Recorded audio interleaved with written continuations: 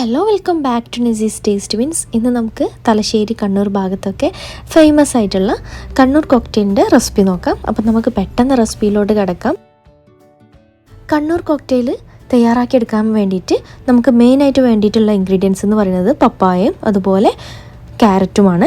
അത് വെച്ചിട്ടാണ് നമ്മൾ ഈ ഒരു കണ്ണൂർ കോക്ടെയിൽ തയ്യാറാക്കിയെടുക്കുന്നത്. അപ്പോൾ നമ്മൾ പപ്പായൊക്കെ എടുക്കുന്ന സമയത്ത് നല്ലപോലെ പഴുത്ത് പപ്പായ തന്നെ എടുക്കാനായിട്ട് പ്രത്യേകം ശ്രദ്ധിക്കുക. അപ്പോൾ ഇതെങ്ങനെയാണ് നമ്മൾ തയ്യാറാക്കിയെടുക്കുന്നത് നോക്കാം. അപ്പോൾ അതിന് വേണ്ടിയിട്ട് ഞാനിവിടെ 1 കപ്പ് പപ്പായ എടുത്തിട്ടുണ്ട് കേട്ടോ. നല്ല മധുരമുള്ള പപ്പായ തന്നെയാണ് ഞാനിവിടെ എടുത്തിട്ടുള്ളത്. അപ്പോൾ മധുരം കുറവാണെങ്കിൽ ഇത് കയ്പ്പ് വരും. അപ്പോൾ അത് പ്രത്യേകം ശ്രദ്ധിക്കുക. നല്ല പഴുത്ത പപ്പായ എടുക്കുക.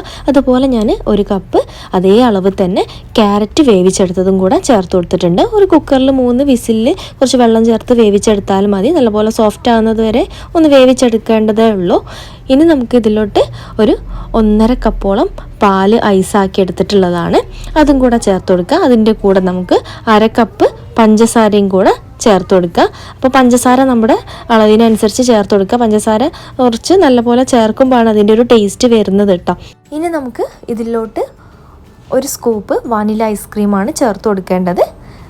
ഐസ്ക്രീം ഇല്ലെങ്കിൽ നിങ്ങൾക്ക് 1 ടേബിൾ സ്പൂൺ ഹോർലിക്സ് ചേർത്ത് കൊടുക്കാവുന്നതാണ്. പക്ഷേ നമ്മൾ സാധാരണയായിട്ട് കണ്ണൂർ കോക്ടെയിൽ തയ്യാറാക്കിയെടുക്കുന്നത് ഈ ഒരു രീതിയിലാണ്, ഐസ്ക്രീം ചേർത്തുകൊണ്ട്. ഇനി നമുക്കിത് നല്ലപോലെ ഒന്ന് ബ്ലെൻഡ് ചെയ്തെടുക്കുകയാണ് വേണ്ടത്.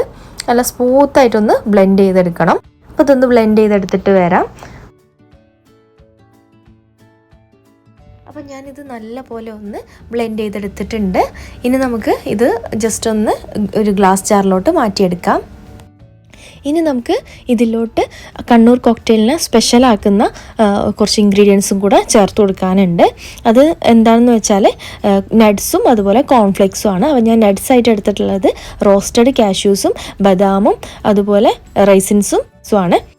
ഇനിയിപ്പോൾ നട്ട്സിന് പകരം നിങ്ങൾക്ക് ചെറുതായിട്ട് അരിഞ്ഞെടുത്തിട്ടുള്ള ആപ്പിളും അതുപോലെ അനാറും വേണമെങ്കിൽ ചേർത്ത് കൊടുക്കാവുന്നതാണ്.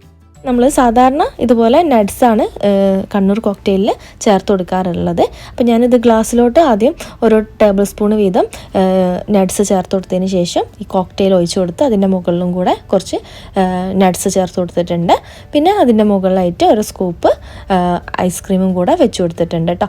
ഐസ്ക്രീം മുകളിൽ വെച്ച് കൊടുക്കുന്ന നിർബന്ധമൊന്നുമില്ല. നമ്മൾ ഓൾറെഡി ഇതിൽ ഐസ്ക്രീം മിക്സ് ചെയ്തെടുത്തിട്ടുള്ളതാണ്. പക്ഷേ അത് വീണ്ടും മിക്സ് ചെയ്ത് കഴിക്കുമ്പോൾ ഒരു പ്രത്യേക ടേസ്റ്റാണ്. അതുകൊണ്ടാണ് ഇത് ചേർത്ത് കൊടുത്തിട്ടുള്ളത്. വേണമെങ്കിൽ കോക്ടെയിൽ തയ്യാറാക്കി എടുത്ത പാടെ വേണമെങ്കിൽ നമുക്ക് നട്ട്സൊക്കെ അതിൽ മിക്സ് ചെയ്ത് സെർവ് ചെയ്യാവുന്നതാണ്. അപ്പോൾ അതൊക്കെ നമ്മുടെ ഇഷ്ടത്തിനനുസരിച്ച് ചെയ്യാം. അപ്പോൾ ഇത്രയേ ഉള്ളൂ ഇന്നത്തെ വീഡിയോ. എല്ലാവർക്കും ഈ ഒരു വീഡിയോ ഹെൽപ്ഫുള്ളായി എന്ന് വിചാരിക്കുന്നു. അതുപോലെ ഇഷ്ടപ്പെട്ടു എങ്കിൽ നിങ്ങൾ ലൈക്ക് ചെയ്യാനും അതുപോലെ നിങ്ങളുടെ ഫീഡ്ബാക്കൊക്കെ കമൻറ്റിലൂടെ അറിയിക്കാനും മറക്കരുത്. ഇനിയും ഇതുപോലുള്ള ഈസി ആൻഡ് ടേസ്റ്റി റെസിപ്പീസുമായിട്ട് കാണാം. അതുവരേക്കും ഇൻഷാ അല്ലാ bye from Nasi's tasty means.